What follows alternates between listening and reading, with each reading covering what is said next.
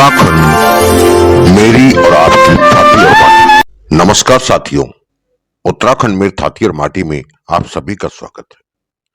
उत्तराखंड थाती और माटी यूट्यूब चैनल पहाड़ और पहाड़ियों की बात को रखता है, चाहे वो प्रवास में रह रहा हो या वो अपनी थाती माटी में हो। साथियों, उत्तराखंड मेरी थाती और माटी चैनल को आप सभी का प्यार और स्नेह बराबर मिलता रहता है, मगर वीडियो पर आपके विचार न आना यह दर्शाता है कि आप जबरन किसी वीडियो को देख रहे हैं। साथियों, आशा करता हूं कि आप अपनी प्रतिक्रिया जरूर देंगे। चैनल आपको कैसा लगता है, उसमें वीडियो कैसे लगते हैं, और जिस वीडियो को आप देख रहे हैं उसमें जो सब्जेक्ट है वो सब्जेक्ट आपको किस हद तक आपके मन को छूता है या फिर आपके उसके प्रति क्या विचार है, अवश्य दें। साथियों, आज हम बात कर रहे हैं एक ऐसे वीरभड़ की जन्मभूमि की जो टिहरी राजा के दरबार में सेनापति थे, लेकिन जब वह अपने घर मलेथा पहुंचे और उनकी पत्नी ने उन्हें खाना परोसा तो वह रुष्ट हो लिए। इतने में उनकी पत्नी ने शांत स्वभाव में कहा, हमें पीने को पर्याप्त पानी नहीं है तो खेत के लिए कहां से आएगा, जो इन सूखे खेतों में होता है वही मैं परोस रही हूं। और वह वीरभड़ माधो सिंह भंडारी गांव में घूमने के साथ उस पहाड़ी पर जा पहुंचे जिसके पीछे नदी बहती थी, और सेनापति की नौकरी छोड़कर एक दृढ़ निश्चय के साथ उस पहाड़ी पर सुरंग बनाने लगे। काफी समय बीतने के पश्चात सुरंग तो बन गई, अब उसमें पानी नहीं आ रहा था। रात को वीरभड़ माधो सिंह भंडारी के स्वप्न में देवी मां ने दर्शन दिए और कहा, इस सुरंग में पानी तब ही आएगा जब यहां पे मानस बलि दी जाएगी। वीरभड़ माधो सिंह भंडारी का जिगर देखिए, मानस बलि के स्थान पर अपने पुत्र को साथ ले गए। जैसे ही उनके पुत्र ने सुरंग में कदम रखा, वीरभड़ माधो सिंह भंडारी ने अपने पुत्र की बलि दे दी और खून और पानी सुरंग की नहर में एक साथ गया। तब से वीरभड़ माधो सिंह भंडारी की थाती मलेथा दूर से ही हरी भरी दिखाई देती थी, जो कि ऋषिकेश से कर्णप्रयाग तक ऐसी जगह आपको देखने को कहीं नहीं मिलेगी। सरकार ने रेल परियोजना शुरू तो कर दी और धीरे धीरे वीरभड़ माधो सिंह भंडारी का जो त्याग और बलिदान की निशानी हरे भरे खेत खलियान परियोजना की भेंट चढ़ गए।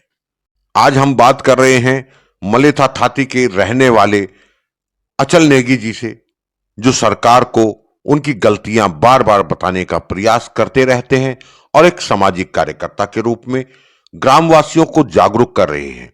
आइए चलते हैं और बात करते हैं अचल नेगी जी से, किस मलेथा या देवप्रयाग विधानसभा में आखिर चल क्या रहा है। नमस्कार भाई जी, आप लोगों को जो एक प्रयास ये मलेथा मने, मैं बहुत टाइम भी देखने लगी हूँ उत्तराखंड में थाती और माटी थी, लेकिन आप तक क्या समस्या लग रही है मुझे जन की हम बात कर रहा, चाहे वो विधायक कोई भी हो, हम तो पार्टी से मतलब नहीं, हम तो विधायक से मतलब हो। लेकिन जब तक कहीं मैं भी देवप्रयाग विधानसभा को रहने वाला हूँ तो वे का मुताबिक कहीं ना कहीं हम तक एक क्वेश्चन मार्क खड़ू हो जाओ, तो आप तक क्या लगता है? पहले तो समस्त सम्मानित जनता को मेरा कोटि कोटि प्रणाम। देखो जी, समस्याएं आज भी बरकरार हैं। जो मूलभूत समस्याएं हैं, जरूरतें हैं, शिक्षा है, स्वास्थ्य है, और सबसे बड़ा संकट पेयजल का है। हमारे समस्त स्रोत विभिन्न परियोजनाओं के द्वारा सूख चुके हैं। दूसरी बात, शुद्ध पेयजल या पीलिया के शिकार लोग हो रहे हैं, और जो मतलब दूषित जल विभागों द्वारा पिलाया जा रहा है कि समस्त ग्राम सभाओं में। आप मलेथा नहीं, ये देवप्रयाग विधानसभा की बात जहां तक मैं कर रहा हूँ, रोडों की हालत खराब है, दयनीय स्थिति पे है। लोग पैदल चल के सामान्य व्यक्ति तो दूर की बात, जो पेशेंट लोग हैं उनको कंधों में ढो रहे हैं। तो ये आज जब हम अमृत महोत्सव मना रहे हैं, 75 साल 76 साल देश को आजादी के लिए हो गए, क्या हम मैं एक सवाल इस व्यवस्था से पूछना चाहता हूं, क्या हम इस देश के नक्शे पे हैं कि नहीं है? बहुत जबरदस्त बात बोली, स्पष्ट सी बात कि आज हमारा पहाड़ वजह गंगा बगड़े शिवे का बावजूद शुद्ध पानी नहीं मिल रही है। ये हकीकत बात है। हम पर तरसना था पानी का वास्ता, जबकि वो नदी बगी के बहर वालों के सिंचाई का वास्ता भी काम करे। बिल्कुल बिल्कुल। हमारा जो पानी ची जवानी ची स्पष्ट रूप से मैं बोलना चालू तो हिंदी में इले प्रेफर ज़्यादा करनू जो कि कुछ लोग मेरी गढ़वाल नहीं समझ सकते समझ सकते है ना। तो हमारे श्रीनगर गढ़वाल जी थोड़ा कम लोग समझ रहे, इसलिए मैं कह रहा हूँ कि देखो हमारा युवा भी बाहर जा रहा है, रोजगार नहीं है, पानी हमारा बाहर जा रहा है। और आप किस ऊर्जा प्रदेश की बात कर रहे हो? समस्त ऊर्जाएं तो आपने हमें चूस चुकी हो। कहाँ है आज बिजली की? देखो समस्याएं ग्रामीण क्षेत्रों में है। आप जाइए कभी जरा रिमोट एरिया में, वहाँ 1 घंटे 2 घंटे बिजली आ रही है और फोन चार्ज करने तक के लिए बिजली पर्याप्त नहीं कर पा रहा है विभाग, और बिल देखिए इनके आप। तो ये समस्याएं हैं, जबकि हमारे यहाँ से तो नदी बह रही है और हम ही लोगों के लिए पानी पीने के लिए नहीं है। दुर्भाग्य, इस देवभूमि का सबसे बड़ा दुर्भाग्य है नेता सब चाट पहुंच के खा रहे हैं और जनता आए दिन संघर्षित हो रही है अपनी मूलभूत अधिकारों के लिए। अभी जो हम बात करें, अगर मेरे ख्याल से ऋषिकेश से लेके और श्रीनगर के बीच में ऐसी कोई जगह नहीं थी जो हरियाली यहाँ कभी हुआ करती थी। माधो सिंह भंडारी, वीरगढ़ माधो सिंह भंडारी के नाम से जो जगह जानी जाती है मलेठा, लेकिन आज जो यहाँ पे स्टेशन बना, आपको क्या लगता है, क्या ये सही है? हमारे पहाड़ की चीजों को संरक्षित किया गया या उसको खत्म कर दिया गया? देखिए जी, विकास विरोधी हम नहीं है, जी। लेकिन विकास पर्यावरण और जो हमारे जो ये धरोहर है इसके नाम पे किया जाएगा तो ऐसा विकास हमें नहीं चाहिए। स्पष्ट सी बात ये है। और दूसरी बात, यदि आपको ट्रेन ले जानी थी तो आप देखो, अब तो हम कुछ नहीं कर सकते हैं और ना ही तब भी कर सकते कि राष्ट्रीय हित का अगर परियोजना है तो कम से कम चलो ठीक है आप ले भी जा रहे हो, लेकिन जो बच रखे हैं हमारे खेत उनको तो संरक्षित करिए आप। संरक्षित करें। आज देखिए ये भूमि का टुकड़ा होगा किसी के लिए, लेकिन हमारे लिए ये धरोहर है। वीर शिरोमणि माधो सिंह भंडारी किस प्रकार उन्होंने अपने इकलौते पुत्र की बलि देकर यहाँ की क्वालिटी ऑफ लाइफ सुधारने के लिए, मलेथा में अन्न पैदा करने के लिए अपने इकलौते पुत्र की बलि दी, ताकि असली विकास मैं उसी को कहूंगा जो माधो सिंह भंडारी ने किया था। सोच देखिए अनंत काल की और मानवता के लिए समर्पित वो सोच उनकी। उन्होंने अपने इकलौते पुत्र की बलि देकर इस क्षेत्र को हरा भरा किया, यहाँ पे अन्न पैदा हुआ, लोगों की भूख शांत हुई, क्वालिटी ऑफ लाइफ सुधरी। और सरकार को क्या उनका जो योगदान था, जो उनका समर्पण था, अपने इकलौते पुत्र की बलि थी, क्या हम नीति निर्माण करने के लिए बैठ रखे हैं कि वो नीति निर्माण करने के लिए? क्वेश्चन आम जनता से पूछा जा रहा है कि आपने क्यों नहीं रोका? क्या उनको नहीं, अंधे थे वो जो शासन प्रशासन में उस समय बैठ रखे थे? क्या उनका कोई दायित्व नहीं है? एक ऐतिहासिक पुरुष की विरासत को आप उजाड़ते हुए ले जा रहे हो। और मामूली ये विकास, इसको हम नहीं कह सकते, ये नेसेसिटी है, जरूरत है। हाँ, राष्ट्रीय हित की जहां तक बात है तो आप हमारी जान भी ले लो, लेकिन हमारी ऐतिहासिक धरोहर और हमारी पहचान को मिटाने का काम ये सरकार ना करे। लेकिन कहीं ना कहीं मुझे लगता है, जो पर्सनल मेरा एक सोच है, जो मुझे लगा हर जगह से पहाड़ जहां सबल होना चाहिए वो बर्बादी की ओर बढ़ता जा रहा है। और वो कहानी जहां आती है कुल मिला के, तो मैंने ये देखा है कि विधायक महोदय जो हैं पिछले 10 साल से यहाँ, लेकिन मेरे ख्याल से हमारा देवप्रयाग में कोई विकास की बात करें तो कुछ नहीं है, सिर्फ दिखावेपन है, पोस्टरबाजी है, शोशाबाजी है, इसके अलावा कुछ नहीं नजर आता। तो आप क्या लगता है आपको? देखिए जी, कुछ नहीं है, विकास सिर्फ पोस्टरों में है। मैं आपको स्पष्ट, मैं क्षेत्र का भ्रमण कर रहा हूँ, मुझे कम से कम 5 साल मेरे पे केस रहे जो कि उत्तराखंड सरकार के गलत केस थे।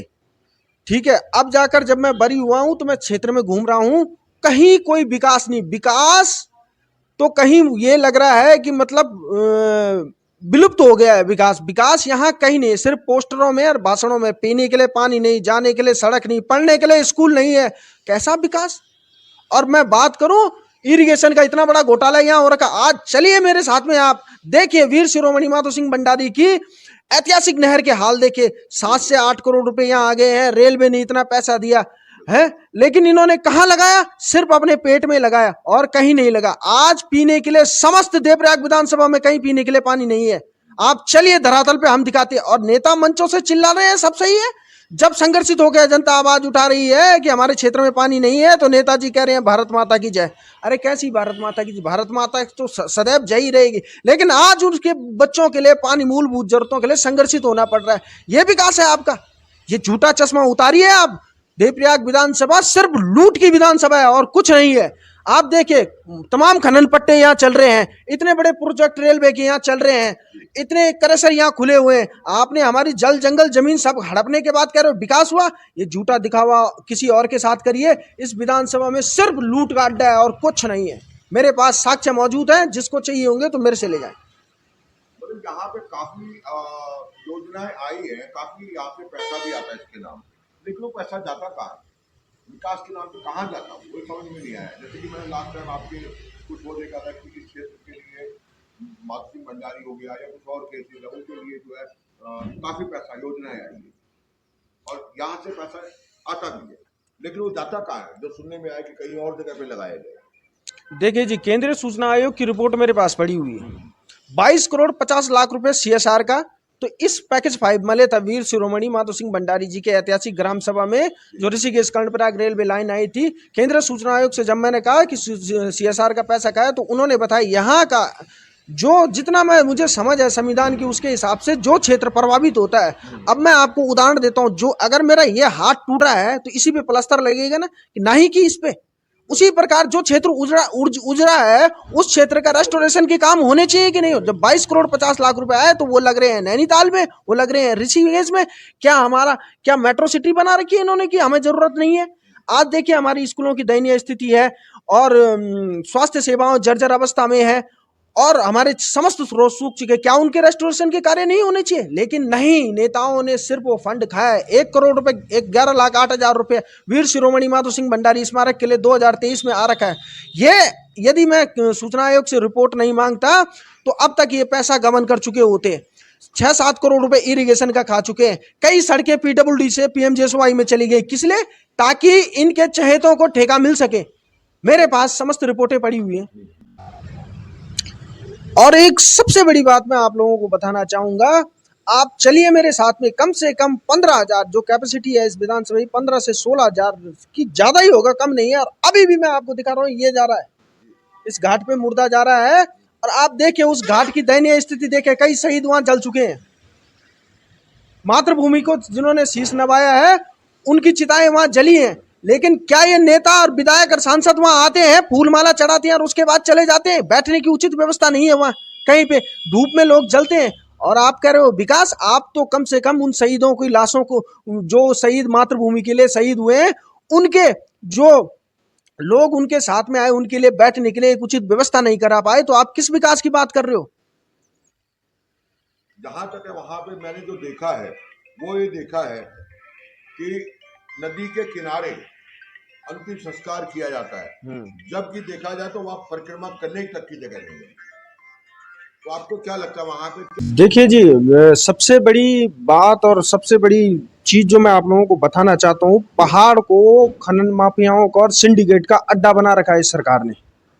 चाहे उसमें विधायक हो, स्थानीय कोई भी, श्रीनगर के हो चाहे देवप्रयाग के हो, सब मिले हुए हैं। जब इनको परमिशन मिल रखी है, यहाँ पे NIT का कार्य हो रहा है, सैम इंडिया नाम से कंपनी को प्रोजेक्ट मिल रखा है NIT बनाने का। जो सुनने में मेरे आया है 63 टन की इनके पास परमिशन थी और ये ले जा रहे हैं यहाँ से 1 लाख टन उठा के। हम लोग आवाज उठा रहे हैं, अधिकारी गण कहाँ गए इनके? शासन प्रशासन कहाँ मुर्दा मर रखा है इनका? ये कब बोलेंगे? इनको डेप्थ खुदाई के लिए मिल रखी है 2.5 मीटर और ये खोद रहे हैं 30 से 40 मीटर। पूर्व में 5 लोग इनके खोदे हुए गड्ढों में मरे हैं। स्थानीय छात्र, 4 छात्र और 1 नेपाली मूल के व्यक्ति। और ये सरकार मौन धारण किए हुए बैठी हुई है। लूट का अड्डा बना रखा है देवप्रयाग विधानसभा को, श्रीनगर विधानसभा को। चाहे आप चौरास क्षेत्र में जाओ, चाहे आप जयालगढ़ क्षेत्र में जाओ, देखिए आप खनन माफियाओं के द्वारा कितने बड़े बड़े गड्ढे खोद रखे हैं। मशीनें चल रही हैं, जबकि माननीय उच्च न्यायालय ने साफ स्पष्ट रूप से मशीनों का मना कर रखा है कि मशीनें नहीं लगेंगी, फिर भी धड़ल्ले से चल रही हैं। कौन है इसमें मिला हुआ? ये शासन प्रशासन, DM, SDM, सब जितने स्तर के अधिकारी हैं सब मिले हैं। और सबसे बड़ी लूट इसमें जो कर रहा है, नेता के द्वारा बसाए गए ठेकेदार, जो नेता के संरक्षित ठेकेदार हैं। ठेकेदार ये कहाँ के हैं? पहाड़ के हमारे या बाहर के? क्या लगता है? देखिए जी, कुछ तो पहाड़ के हैं और कुछ बाहर के हैं। स्पष्ट रूप से ज्यादा तो पहाड़ी के हैं जो इनको सह दे रखी है। अच्छा। पहाड़ के नाम के व्यक्ति के नाम से टेंडर होता है, उसके बाद पैसा लगाता है बाहर वाला, लूट के खाते हैं दोनों ही। बिकी हुई तो हमारी कौम भी है, हम झूठ, स्पष्ट सी बात है। पहाड़ियों में कमी है कहीं ना कहीं, हम आवाज एक साथ नहीं उठाते। कोई एक बंदा अगर आवाज उठाता तो हम उसके साथ नहीं देते हैं, कहीं ना कहीं ये भी लगता है। बहुत बड़ी बात कही है आपने। जो हमारे लोग हैं, एक तो एक नंबर के डरपोक, और दूसरे बात बिके हुए कहूंगा मैं इनको। बिल्कुल हम लोग आवाज उठाते तो हमें राजनीति करने वाला कहते हैं। कह दिया जाता है। जब हम उठाते हैं कि भाई जंगल हमारे जल रहे हैं, रात को हम आग बुझाने जाते हैं, ठीक है, ये कहते हैं राजनीति कर रहे हैं। जब हम कहते हैं इरिगेशन के लिए पानी नहीं है, ये कहते हैं राजनीति कर रहे हैं। जब हम कहते हैं कि पीने के लिए स्वच्छ पेयजल नहीं है, ये कहते हैं राजनीति करें। क्या हम राजनीति करें? अगर ऐसी राजनीति है तो ऐसी राजनीति होनी चाहिए जो हमारे मूलभूत अधिकारों की रक्षा करे। ऐसी राजनीति होनी चाहिए और आपको स्वागत करना चाहिए अपने जल जंगल जमीन बचाने के लिए। कब तक आप इन हमारे प्राकृतिक संसाधनों का दोहन करते रहोगे? सरकार से मैं कह रहा हूँ, स्थानीय नेताओं से सबसे बड़ी लूट देवप्रयाग विधानसभा में खनन करेसर यहाँ है। इतने बड़े प्रोजेक्टों से आ रहा है पैसा। दूसरी बात, पर्यावरण उल्लंघन यहाँ धड़ल्ले से चल रहा है। आप देखिए जंगलों में आग लगी हुई है, ये प्रोजेक्ट के लिए जो पैसा आ रखा वो भी सब नेता खा रहे हैं। अरे जनता के लिए क्या है भाई? तुम पर्यावरण को बेच खा रहे हो, नदियां तुमने खा दी है खोद खोद के, तुम तांडव मचा रहे हो मां अलकनंदा की छाती पे, और इसमें मिले हुए स्पष्ट रूप से नेता है।